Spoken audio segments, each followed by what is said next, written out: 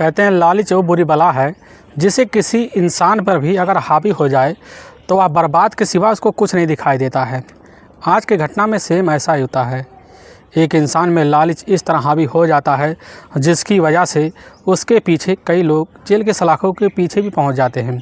आज की घटना में क्या था, आज की घटना में क्या हुआ, इस घटना की आप पूरी सच्चाई जानने के लिए इस वीडियो को आप लास्ट तक ज़रूर देखिएगा। नमस्कार दोस्तों, मैं प्रदीप कुमार आपको इस टेढ़ीबाज चैनल पे मैं स्वागत करता हूं। दोस्तों आज की यह जो सच्ची घटना है, यह घटना है उत्तराखंड प्रदेश और उसी का एक जाना माना ज़िला पड़ता है काशीपुर और ठीक उसी का एक थाना लगता है जसपुर। मैं बात कर रहा हूँ 26 जुलाई 2018 का दिन होता है। तो उसी जसपुर से लगभग कुछ किलोमीटर दूर पर पड़ता है भोगपुर डैम। उसी डैम के पास कुछ चरवाहे जाते हैं। सुबह सुबह का टाइम होता है तो चरवाहे की जो नज़र होती है उसी डैम के एक साइड में किनारे पानी जमा होता है। वहाँ पर पहुँचती है तो वहाँ पर देखते हैं कि वहाँ पर एक डेड बॉडी तैर रही होती है। तभी काफ़ी लोग इकट्ठा हो जाते हैं, डेड बॉडी का नज़ारा करना शुरू कर देते हैं। लोग तरह तरह की बातें करते हैं। उसी में से एक व्यक्ति होता है जो अपनी नज़दीकी पुलिस थाने में फ़ोन कर देता है। फ़ोन करने के बाद वहाँ के जो सब इंस्पेक्टर होते हैं, साथ में कुछ प्रभारी होते हैं, अपनी टीम मौके के साथ जो होता है उसी घटना पर पहुँच जाते हैं। कुछ फोरेंसिक टीम भी होती है। डेड बॉडी का किसी के द्वारा बाहर निकलवाया जाता है। काफ़ी लोगों का जमावड़ा था, लोग तरह तरह की बातें कर रहे थे। इसी भी थाना प्रभारी उनकी बातें सुन ही रहे होते हैं। तभी इसी में से एक व्यक्ति होता है, वह उसी समय पुलिस के सामने कुछ बातातूनी करना शुरू कर देता है। वह कहने लग जाता है कि साहब, इस व्यक्ति का नाम है पप्पू सिंह, जो यह भरतपुर का रहने वाला है। कल हमारे से और इसकी मुलाकात हुई थी काफ़ी बेरहम तरीके से। जैसे पुलिस को इस बारे में जानकारी मिलती है, तुरंत ही पप्पू सिंह की जो पत्नी होती है शशिलता और साथ में उसके दोनों बच्चे होते हैं, उनको सूचना दे देते हैं। खबर पाते कुछ घंटे बीतते हैं। खबर पाने के कुछ घंटे बाद जो होता है उसकी पप्पू की जो पत्नी होती है शशिलता, साथ में दोनों बच्चे वहीं पर पहुँचते हैं। पहुँचने के बाद वहीं पर देखते हैं तो दहाड़े मारकर चीखना चिल्लाना शुरू कर देते हैं। चीखने चिल्लाने की वजह से जो लोग काफ़ी लोग सहम भी जाते हैं और जो होती है शशिलता यह दहाड़े मारकर चीखना चिल्लाना शुरू कर देती है कि हमारे पति कल शाम को निकले, ना जाने उनके साथ यह क्या हो गया। थाना प्रभारी होते हैं, उसी समय शशिलता से पूछने लग जाते हैं फिर में यह कब निकले थे और उनके साथ यह कैसे हो गया। शशिलता जैसी इस बात को सुनती है तुरंत ही इंस्पेक्टर के सामने कहने लग जाती है कि साहब, हमारे पति पप्पू जो होता है कल जो होता है कुछ अंडे बनाने की बात हुआ था। इसी बात को लेकर जो होता है वह बाज़ार में कुछ अंडे खाने के लिए चले गए थे, लेकिन वह दोबारा वापस नहीं लौटे। हमने उनकी काफ़ी तलाशी की, रात भर हमारे परिवार के, हमारे अपने देवर के साथ उनकी तलाशी की, लेकिन कहीं पर पप्पू की अता पता नहीं चल सका। हमारे दोनों बच्चे भी उनकी वजह से काफ़ी ज़्यादा परेशान हो गए। लेकिन सुबह के वक्त जैसे ही हमको यह खबर लगी तो अपने बच्चों के सहित आपके पास यहाँ पहुँचे हैं। और पुलिस जो थी काफ़ी पूछताछ करने के बाद तुरंत जो होता है पप्पू के बॉडी को काफ़ी बारीकी से देखती है कि पप्पू के गर्दन पर काफ़ी एक सफ़ेद घाव पड़ा हुआ है और उसका शरीर पूरी तरह से पीला पड़ा हुआ है। पुलिस जो होती है कुछ समझ के उसके बॉडी को तुरंत ही अपने नज़दीकी सरकारी अस्पताल में पोस्टमार्टम के लिए भिजवा देती है। और पुलिस इस केस की छानबीन करने के लिए जो होता है तुरंत ही शशिलता के ही तहरीर पर नामजद हत्या के विरुद्ध होता है उसी समय धारा 302 के तहत मुकदमा दर्ज कर लिया जाता है। और इस केस को छानबीन करने के लिए सबसे पहले पुलिस की जो टीम होती है वह उसी समय गाँव में आती है। अब गांव में आती है तो तुरंत ही शशिलता से संपर्क करती है। संपर्क करने के बाद शशिलता से पूछने लग जाती है, क्या तुम्हें किसी के ऊपर शंका है। शशिलता का जो नज़र होता है वह तुरंत जाकर अपने ही एक गांव का एक किसान होता है उसी के ऊपर टिक जाता हुआ कहने लगती है कि साहब, आज से लगभग 3 दिन पहले ही हमारे पति उसी के खेत में चोरी कर लिए थे हल की, जिसकी वजह से हमारे पति जेल के सलाखों के पीछे पहुँच गए थे। हो सकता है उसी का कोई रंजिश हो, वही व्यक्ति हमारे पति के साथ कुछ ना कुछ किया हो। पुलिस की टीम जैसी शशिलता की बात सुनती है तो उसी के तहरीर पर जो होता है उस किसान के घर जाती है, उससे पूछताछ शुरू कर देती है। लेकिन जो होता है किसान पुलिस के सामने कहने लग जाता है कि साहब, हमने सिर्फ चोरी का इंजाम लगाया था, जिसकी वजह से पप्पू खुद कई महीनों जेल के सलाखों के पीछे रहा, लेकिन आने के बाद हमसे उससे कोई रंजिश नहीं रहा, हम उसके साथ ऐसा क्यों करेंगे। पुलिस वहाँ से भी निराश होकर चली जाती है। पुलिस सोचने लग जाती है कि आखिर यह सब कारनामा किसने और किस वजह से किया। पुलिस का जो शंका होता है तुरंत ही आकर शशिलता के ऊपर टिक जाता है कि शशिलता ने ही ज़रूर हमसे कुछ ना कुछ झूठ बोला है। इसीलिए पुलिस जो होती है दूसरे दिन अब शशिलता के घर जाती है और जैसे ही उसके घर जाती है पता चलता शशिलता के दोनों बच्चे जो होते हैं वह घर पर मौजूद होते हैं, लेकिन शशिलता घर पे मौजूद नहीं होती है। पुलिस जाती है, पड़ोस के लोगों से पूछने लग जाती है कि शशिलता कहाँ गई। तो पड़ोस के लोग कहने लग जाते हैं कि शशिलता इसी जंगल की तरफ अभी जा रही है। और जैसी खबर पाते तुरंत ही पुलिस की टीम जो होता है उसी जंगल की तरफ भागना शुरू कर देते हैं। और जैसे ही भागते हैं कुछ दूरी पर वहाँ पर शशिलता जो होती है साड़ी की अवस्था में भागना शुरू करती है। उसके पीछे जाकर पुलिस जो होती है उसको अपने तुरंत ही कस्टडी में लेती है। और जैसे कस्टडी में लेती है तुरंत उसको अपने घर ले आती है। शशिलता को जब घर ले आती है तो शशिलता पूछने लग जाती है कि तुम भाग के कहाँ जा रहे थे। शशिलता कहने लग जाती है कि आखिर जब हमारा पति पप्पू इस दुनिया में नहीं रहा तो हमारे जीने का क्या मकसद है, किस कारण हम अपनी ज़िंदगी संवारें। पुलिस इनकी बात सुनती है। सुनने के बाद पुलिस जो होती है तुरंत ही अपने थाने लौट आती है। थाने लौट आने के बाद जो होती है पुलिस हर तरह से अपनी निगाहें दौड़ा कर देखना शुरू कर देती है। हर निगाह पुलिस की जो होती है शशिलता पर आकर टिक जाती है कि आखिर शशिलता हमसे झूठ क्यों बोल रही थी। इसीलिए पुलिस की जो टीम होती है तुरंत ही शशिलता का मोबाइल नंबर निकलवाती है। जब शशिलता का मोबाइल नंबर निकलवाया जाता है उसी नंबर में एक नंबर बार बार पुलिस के सामने दिख रहा होता है, जो नंबर घटना वाले दिन भी लगातार कई मिनटों बात हुआ था। उस नंबर को जब पुलिस बारीकी से जांच पड़ताल करती है पता चलता हुआ नंबर होता है भूपेंद्र सिंह का, जो कलियावाला गांव का रहने वाला होता है, जो पप्पू जो होता है उसी के घर ट्रैक्टर चलाया भी करता था, जिसकी वजह से पूरा शंका जो होता है अब भूपेंद्र के ऊपर टिक जाता है।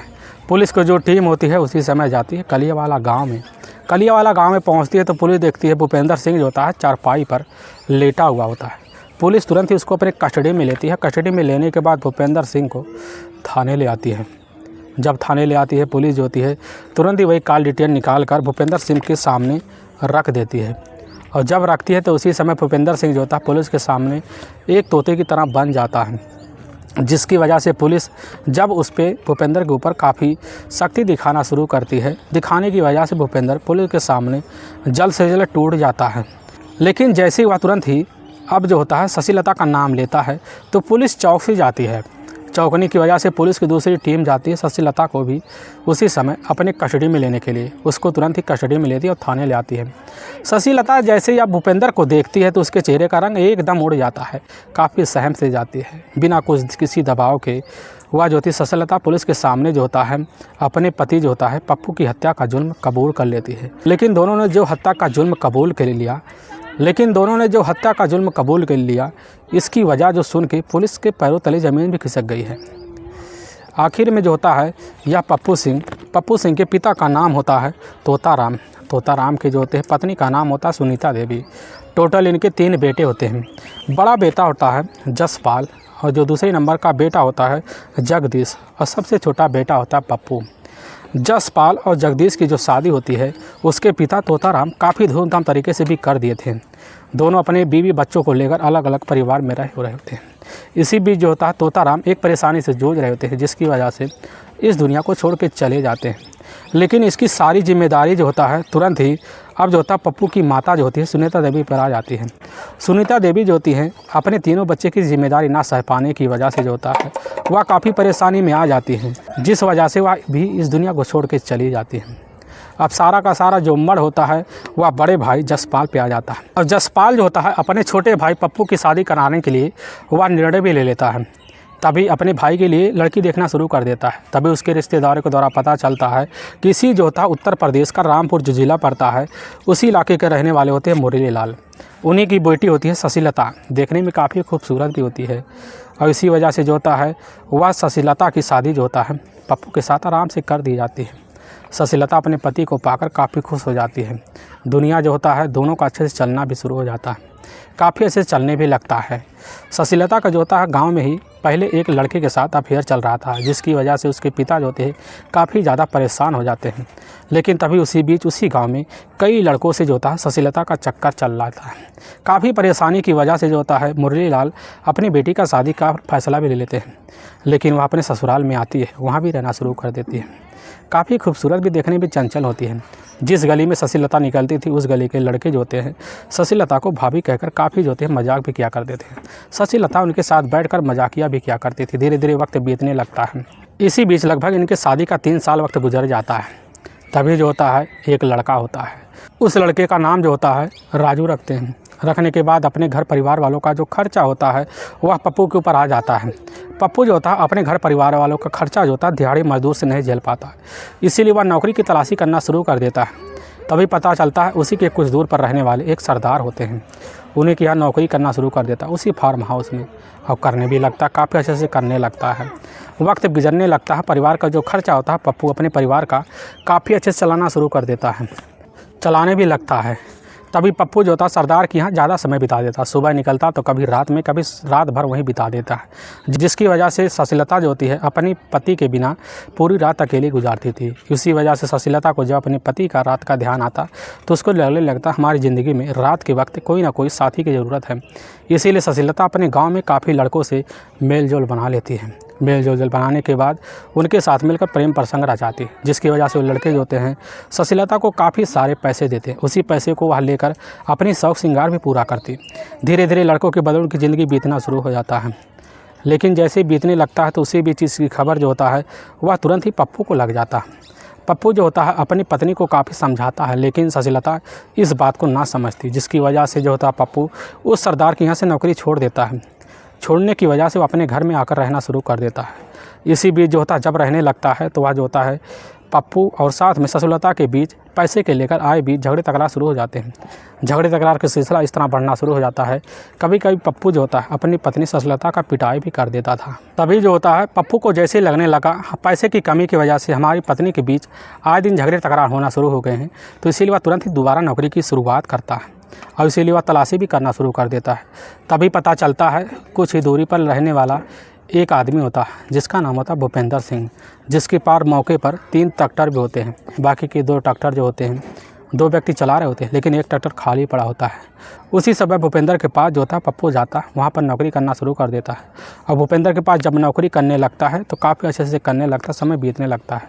अब इधर जो होती है शशिलता बाई चांस से एक जंगल में जा रही होती है। जंगल में जाने के बाद वहीं पर एक अनजान लड़का होता है। अनजान लड़का जो होता है वह उसी समय वह शशिलता को छेड़ देता है, जिसके बीच काफ़ी झगड़े तकरार हो जाती है। इस झगड़े तकरार की वजह से वह उसी समय जो होते हैं अपने नज़दीकी पुलिस थाने में शशिलता पहुंच जाती है। वहाँ के इंस्पेक्टर होते हैं, इंस्पेक्टर तुरंत इस बात को सुनते हैं। तुरंत ही इंस्पेक्टर जो होते हैं उस लड़के को अपने कस्टडी में लेते हैं। कस्टडी में लेने के बाद उससे कुछ बातें चाती करते हैं और पैसे भी ले लेते हैं। लेने के बाद जो होता है उस पैसे को देने के लिए जो होता है उसी समय इंस्पेक्टर शशिलता के पास आते हैं। शशिलता से जैसे बात करना शुरू कर देते हैं, इंस्पेक्टर की नज़र होती है शशिलता पर घूम जाती है, क्योंकि शशिलता जो होती है देखने में काफ़ी खूबसूरत भी होती है। इंस्पेक्टर जैसी भी देखता है तो उसकी एक नज़र देखने के बाद उसका दीवाना हो जाता है। इसी बीच दोनों के बीच प्रेम प्रसंग चालू हो जाता है। दोनों एक दूसरे का मोबाइल नंबर शेयर कर देते हैं। लेकिन जब भी शशिलता को कोई झगड़ा तकरार होता है तो इसी बीच इंस्पेक्टर को फ़ोन करके सारी बात बता देती और सुलझा कर आराम से इंस्पेक्टर अपने काम के लिए तुरंत ही चला जाता था। धीरे धीरे इंस्पेक्टर जो होता है शशिलता के ऊपर काफ़ी ज़्यादा फिदा हो गया। फिदा होने के बाद शशिलता के घर आकर इंस्पेक्टर जो होता है वह उसी समय जो होता है संबंध बनाना शुरू कर देता है। संबंध का सिलसिला भी चलने लगता है। इधर जैसे इस चीज़ की खबर जो होता है वह पप्पू को चलता है। पप्पू जो होता है अपने पत्नी को घर से बाहर निकलने के लिए मना भी कर देता है। शशिलता जो होता है पप्पू की बात मान लेती है, लेकिन इसी बीच जो होता है भूपेंद्र भी पप्पू के घर काफ़ी आना जाना लगा रखता है। और जैसे लगा रखता है तो कभी कभी खाना बैठ के खा लेता है, जिसकी वजह से उसकी नज़र जो होता है वह जाकर शशिलता पर पड़ जाता है। जैसे ही पड़ता है शशिलता के ऊपर भूपेंद्र का, तो उसका भी दीवाना हो जाता है। दीवाना होने के बाद जो होता है बहाना मार कर भूपेंद्र जो होता है अच्छे गिफ्ट लाता है। गिफ्ट लाने के बाद वही गिफ्ट शशिलता को देखता है, जिसकी वजह से शशिलता भी भूपेंद्र का काफ़ी ज़्यादा फिदा हो गई थी। फिदा होने के बाद जो था दोनों का प्रेम प्रसंग चालू हो गया। इसी बीच जो होता है भूपेंद्र पप्पू को अपने खेत में रात के लिए भी रख देता। रात का मौका देखता भूपेंद्र घर आता। आने के बाद जो होता है शशिलता से ही पप्पू के घर में मिलकर उसके साथ संबंध बना देता है। संबंध का सिलसिला यूँ चलने लगा, वक्त गुजरने लगा। तभी इसकी सूचना जो होता है पप्पू के बड़े भाई जो होते हैं जसपाल के द्वारा ही वह पप्पू के कानों में पहुंच जाता है। पप्पू तुरंत ही जैसे ही जानता है तुरंत ही जाकर भूपेंद्र से इसी बात के लिए झगड़े तकरार कर लेता है। झगड़े तकरार करने की वजह से पप्पू तुरंत ही भूपेंद्र का वह काम छोड़कर अपने घर आ जाता है। आने के बाद जो होता है अपनी पत्नी को काफ़ी डांट डपाट के अपने घर में रखना शुरू कर देता है। तभी जो होती है वह शशिलता इस चीज़ की खबर फ़ोन के द्वारा भूपेंद्र को दे देती है। वह कहने लगती है इसका कुछ तकरीब निकालो, नहीं तो हमारे लिए कुछ ज़रूर घाटा हो जाएगा। और जैसे इस बात को भूपेंद्र सुनता भूपेंद्र तुरंत ही यह फैसला लेता है हमें कुछ ऐसा षड्यंत्र रचना होगा जिसकी वजह से हम पकड़े भी ना जाए, हमारा काम भी आसान हो जाए। तभी भूपेंद्र जो था एक ऐसा प्लान रचता है। उसी प्लान के तहत जो होता है शाम का टाइम होता है। शाम के टाइम में एक गांव के खेत में जो होता है उसी खेत में एक जो होता है हल पड़ा होता है। उस हल को लाकर अपने खेत में रख लेता है और जैसे सुबह का टाइम होता हुआ किसान जो होता है हल ढूंढते ढूंढते भूपेंद्र के खेत में पहुंच जाता है। वह समझ जाता है इस हल को चोरी करने वाला कोई और नहीं है, भूपेंद्र है। तुरंत भूपेंद्र के घर किसान पहुंच जाता है। भूपेंद्र कह बैठता है कि आखिर हमारे पास इतना पैसा, हम तुम्हारा हल क्यों चोरी करेंगे? हो सकता है हमारा ही नौकर है, वह है पप्पू, हो सकता है उसी ने चोरी किया, क्योंकि रात की जुताई वही कर रहा होता है। किसान जैसे सुनता है तुरंत इसकी सूचना जो होता है देने के लिए अपने पुलिस थाने में जाता है। पुलिस थाने की जो टीम होती है तुरंत ही जाकर पप्पू को अपने कस्टडी में लेती है और चोरी की हिरासत में अपने ही जेल के अंदर डाल देती है। डालने के बाद जो होता है शशिलता और साथ में भूपेंद्र दोनों अपनी ज़िंदगी काफ़ी आराम से गुजारते हैं। दोनों ऐसे आराम से गुजारना भी शुरू कर देते हैं। तभी जो होता है 3 महीने बीत जाता है। इसी बीच पप्पू का ही बड़ा भाई जसपाल जो होता है वह जाकर पप्पू को छुड़वा लेता है। पप्पू जैसे ही घर आता है तुरंत ही काफ़ी भन्ना जाता है। भन्नाने की वजह से अपनी पत्नी पर एकदम लगाम लगा देता है, तुम्हें अब घर से बाहर नहीं निकलना है, इसके लिए चाहे जो भी करना पड़े तुम घर में करो, वही करो जो हमें अच्छा लगे।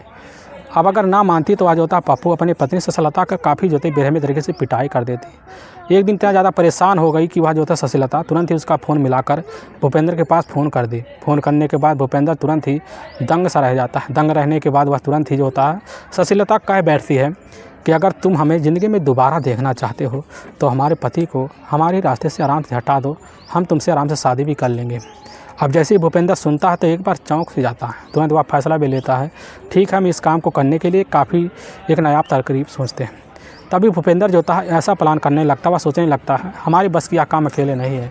तभी अपने ही गांव का रहने वाला होता है एक अमित, उसी के साथ बात करता है, उसको कुछ पैसे देने की बात कर लेता है। तुरंत ही अमित शामिल हो जाता है। अमित शामिल होने के बाद जो होता है इस घटना को काम करने के लिए जो होता है 26 जुलाई 2018 का दिन होता है। शाम का टाइम हो जाता है। शाम के टाइम जो होता है भूपेंद्र सोचने लगता है कि हमारे बीच पप्पू के बीच झगड़े तकरार हो गए हैं, वह हमारे साथ आने को राज़ी नहीं होगा। इसीलिए अपने दोस्त अमित को बोलता है एक बार जाकर पप्पू को कैसे मना दनाकर हमारे पास ले आओ। अमित जैसे सुनता है इस बात को तुरंत ही जाता है घर में। जाने के बाद तुरंत ही वहीं पर पप्पू खड़ा होता है। पप्पू से कहने लगता है कि दोस्त हमारे साथ चलो, तुम्हारा कोई इंतज़ार कर रहा है। पप्पू जैसे ही बात सुनता है तुरंत ही अमित के साथ मिलकर गांव के बाहर आता है। गांव के बाहर जैसे वह देखता है कि भूपेंद्र बैग लेकर खड़ा होता है, तुरंत ही वह भन्ना जाता है। भूपेंद्र जो होता तुरंत ही वह जो होता पप्पू से माफ़ी मांगना शुरू कर देता। वह कहने लगता है भाई हमसे बहुत बड़ी गलती हो गई, हम तुम्हारे साथ बहुत बड़ा अन्याय कर दिए, इसलिए माफ़ी मांगते हैं। और वह जो होता है पप्पू तुरंत समझ जाता, वह कहने लगता है कि हम दोबारा तुम्हारी बातों में नहीं आएंगे। भूपेंद्र काफ़ी बातों में उलझा लेता है। उलझाने के बाद जो कह बैठता है कि तुम हमारे यहाँ दोबारा नौकरी करो। और जो होता पप्पू काफ़ी समझ बूझ जाता है। कहने लगा ठीक हम कल से ड्यूटी आएंगे।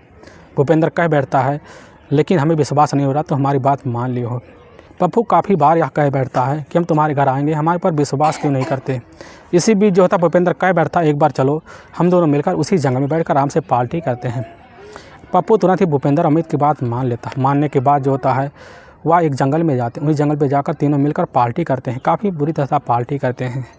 तभी अमित जो होता कह बैठता है हमारे सर पर काफ़ी ज़्यादा गर्मी है। वह अपना गमछा निकाल लेता है। निकालने के बाद पीछे जाता है और वहीं पर जैसे ही देखता है पप्पू काफ़ी जो होता है नुहर गया है। उसी समय उसका जो गला होता है उसी गमछे से काफ़ी बुरा तरह से जो होता है खींच लेता है, जिसकी वजह से वहीं पर पप्पू की मौत हो जाती है। मौत होने के बाद उसके बॉडी को ठिकाने लगाने के लिए जो होता है भूपेंद्र और अमित मिलकर एक जो होता है बाइक पे लाते हैं। उसी बाइक पे लादने के बाद ले जाते उसी डैम में बुरी तरह से डंप कर देते हैं। डंप करने के बाद इस चीज़ की सूचना जो होता है भूपेंद्र फ़ोन के द्वारा जो होता है शशिलता को दे देता है। शशिलता तुरंत ही खुश हो जाती है। होने के बाद ज्योति कहती है हमारी ज़िंदगी काफ़ी आराम से चलेगी। लेकिन वाकई में दोस्तों पुलिस को यह टीम होती है, जैसे ही इस सच्चाई के बारे में पता लगता है तो पुलिस की दूसरी टीम जो थी वह जाकर अमित को भी अपनी कस्टडी में लेती है। कस्टडी में लेने के बाद इन तीनों को ले जाकर वहाँ के कोर्ट में पेश करती है। कोर्ट में पेश करने के बाद इन तीनों पर गंभीर धर्म मुकदमा दर्ज करके ले जाकर जेल में डाल दिया जाता है। दोस्तों हमें इस घटना का सुनाने का उद्देश्य किसी को परेशान करना नहीं है और ना ही किसी को दिल को ठेस पहुंचाना है, बल्कि आपको यह बताना है कि आप जहां भी रहें आप सावधान और सतर्क ज़रूर रहें। दोस्तों अगर आपको वीडियो पसंद आ रहा है तो इस वीडियो को आप ज़्यादा से ज़्यादा शेयर और सब्सक्राइब ज़रूर करें, जिससे हम आपके बहुत आभारी रहेंगे। फिर मिलेंगे एक नए एपिसोड के साथ, तब तक के लिए जय हिंद और जय भारत।